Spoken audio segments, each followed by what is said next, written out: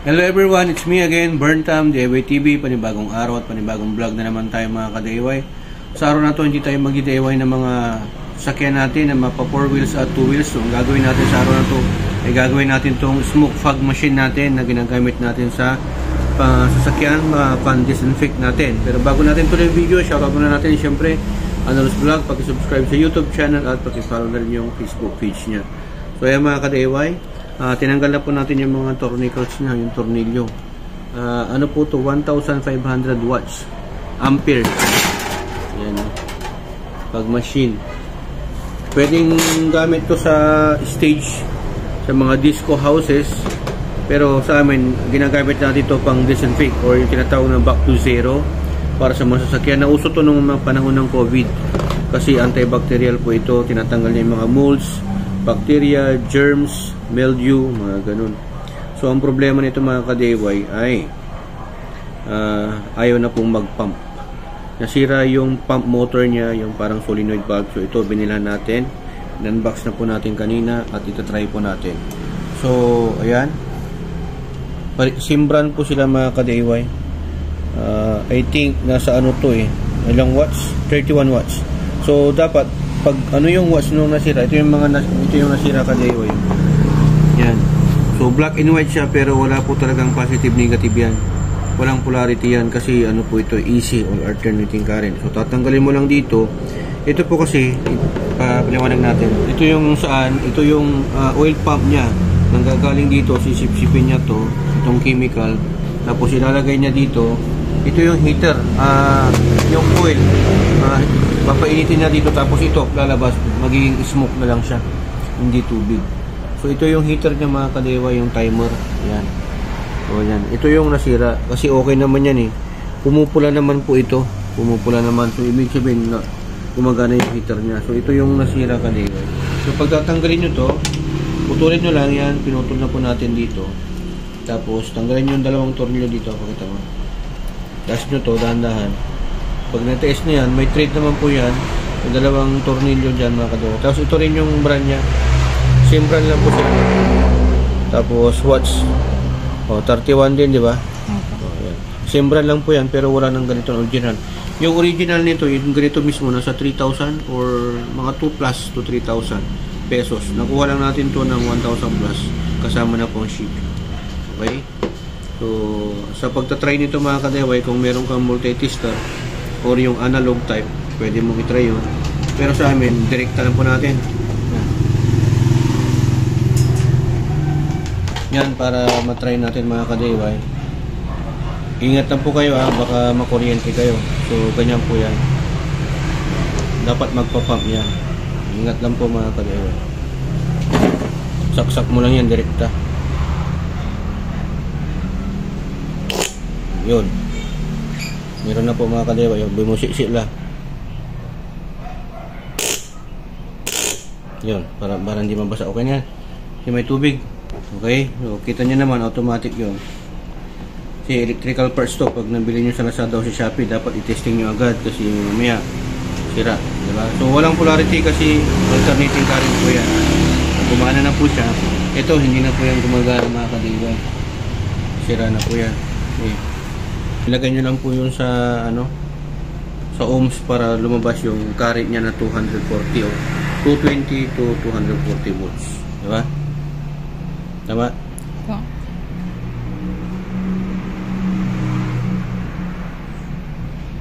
Wala na talaga mga ka-DIY. Yan pakita mo, nakasaksak na. Wala talaga. So, sira po talaga to.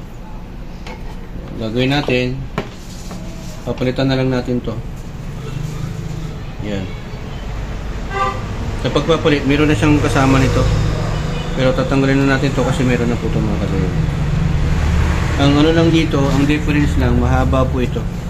Tapos ito bronze na siya. Ito plastic. Humaba na po siya mga ka-DIY. Pero okay lang yan. Ang importante gagana. Tapos palit nyo lang. Siguraduhin nyo na meron to. Seal nya to Yan. Tapos ilagay mo lang yan. Okay. Tapos yung tornilyo dito, ilagay natin mamaya dito. Ibibin lang natin to ng konti. Yan. Tapos itapat natin dito sa butas yung tornilyo. Dito yan sa labas, tapos sa tornilyo pa gano'n. Papalagay natin dito sa positive. Yan. Tapos dito. Inano lang nila yan mga kadeway, nilagyan nila ng kulay para na sa ganun alam mo kung saan mo ilalagay, para sa heater, para dito sa switch. Okay, so tara, gawin natin. So yan, nilalagay na po natin yung tornilyo na dito sa may likod. Nandyan po kasi dalawa po yan. So yan mga kadeway, ilalagay na rin po natin tong ano nya, wire nya. Yan, red sa red, tapos itong black naman dito sa black, ito banda. So yan, try natin mga kadiway. Yan natin dito, lagay natin. Tapos yung hose dito lang nilalagay sa likuran niya.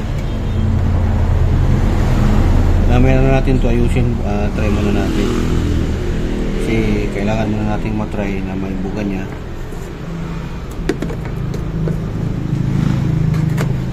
Tapos dito pala mga kadiway, pakita mo, ikot. Ito sige. Ito yung heater niya, adjuster po yan. Pwedeng, yan, nakasagad na yan. Yan, pahina. Yan, namatay na yon. Tapos ito yung open niya. Tapos nakasagad po siya mga kadiway. Yan. Pwede nyo hinaan yan. Sa oras po yan. Tapos yan, so try na po natin. Yung saksakan niya. Pupula yan, antayin natin na pumula. Ito. Tapos ito yung power nya, power switch.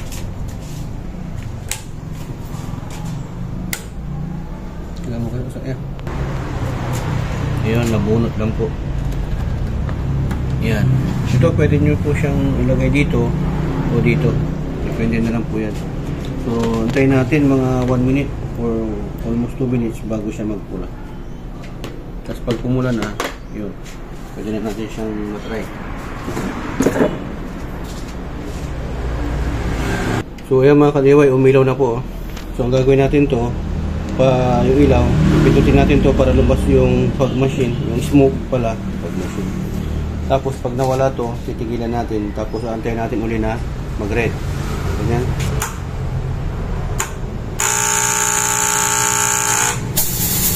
Yun. So, gumana na po siya mga kadiway. Dati po kasi ganyan, wala eh. Walang tubig oh. Dapat smoke lang talaga. So, paubusin natin ito. So, okay na. Gumana na po siya. So, ang gagawin natin, antayin natin ulit ito na mag-red, tapos ganun ulit. Diba? May interval po kasi yung minutes nito mga kadiway para ho hindi mag-overheat kaagad. So, ganun po yung sistema niyan. Ang nasisira lang po talaga dito sa mga fog machine natin, itong heater, either itong heater or itong oil pump, itong solenoid, or itong coil, yung nagpapainit mismo. Ito yung timer, ito yung heater, tapos heater coil, tapos itong oil pump. Okay, yan ang kadalasan nasisira, itong dalawa. Pero ito, sa amin, ito yung nasira. So, gano'n lang po. Kasi ang labor niyan, pag magpapagawa ka, papakabit mo lang yan, nasa 500. Pero pa yung mismong sira, di ba? Yung parts, okay? So, gano'n lang po yung gagawin natin diyan. O, yan. Walang 1 minute, mga 30 seconds lang. So, gano'n ulit. Try natin ulit. Yun. Try lang natin.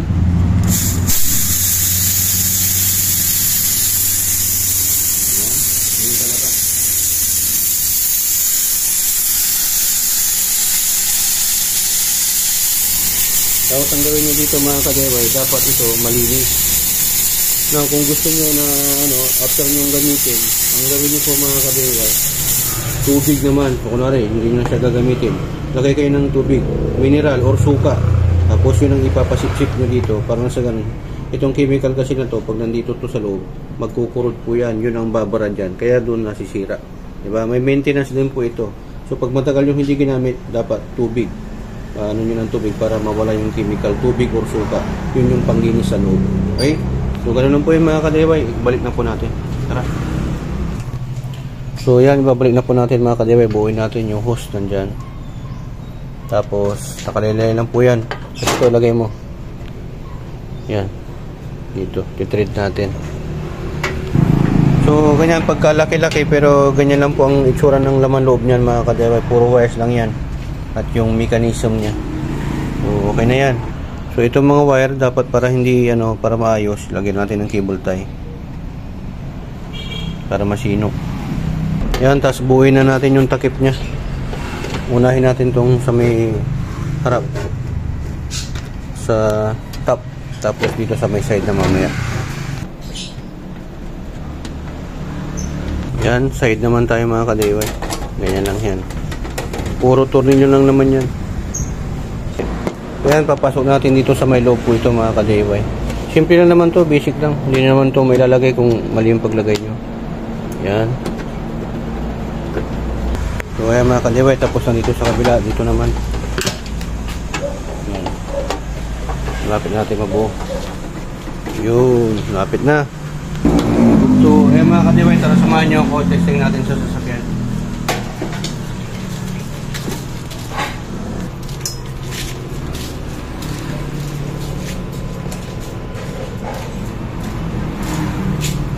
So, pag-operate sa sasakyan, ito. Open nyo lang. Dito yung pinalagay. Yan. Tapos, saksak lang natin. Ganun ulit sa kanina. Saksak lang natin yan. Antayin lang natin ito magpupula. Pero dapat yan naka-level yan para ito hindi mabukot. Dito siya. Okay lang na may helmet kayo. Mas maganda helmet ng mga motor. Sabay nyo na para ma-disinfect din yan. Yun yung mga ka-DIY. Fogging, disinfecting available. Para sa bad odors, bacteria, molds, germs, viruses, tsaka mildew.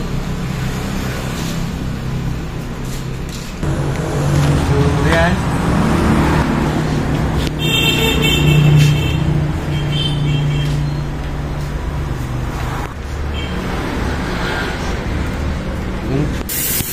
Yan mga ka-DIY.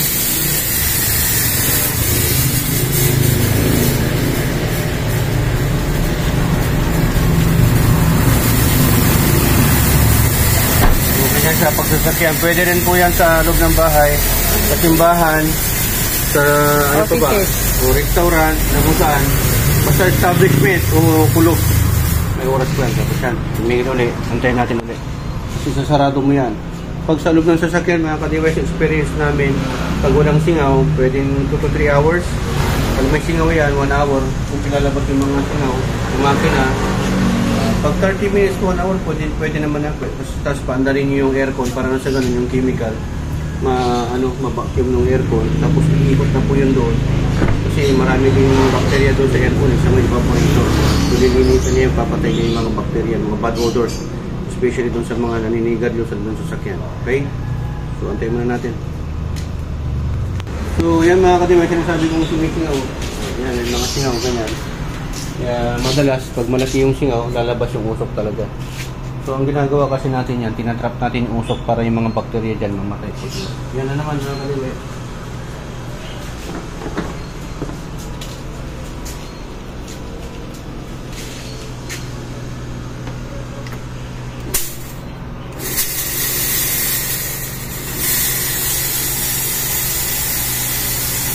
Hindi na po makita. 4 na beses po ito na gagawin natin po. Papabot natin yung pula. Ito po kasi yung battery natin na mag-i-stop na po yung machine. Yun. Last one, part din po ito ng detailing. Pag nag-detailing kayo, part din po ito. Para pinaka-last part po na ginagawa.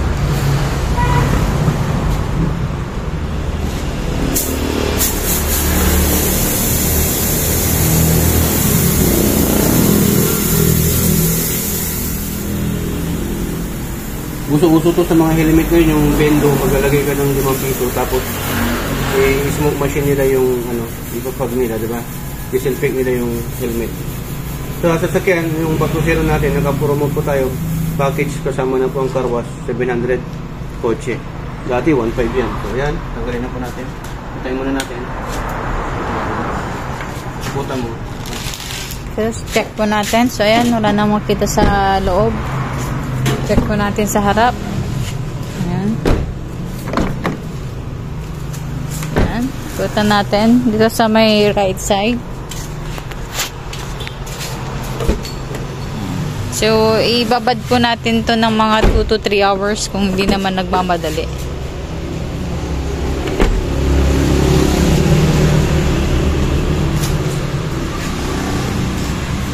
So, ganun lang po. Sundan nyo lang po yung process kung paano gumagayos ng fog machine.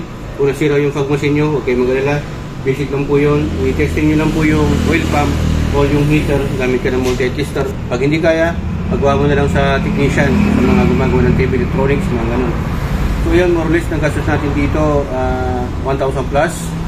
Tapos, ingatan po kayo sa pagdi-DIY na dito sa HPT. Dahil walang paminin ng DIY, do it yourself at destroy it yourself. Dito sa HPT, natuto ko na, nakatipid ka pa. Dahil sa HPT, sharing is Caring! sharing. So yan, maraming salamat. Huwag ka doon pinag-glory, Berta. Signing off.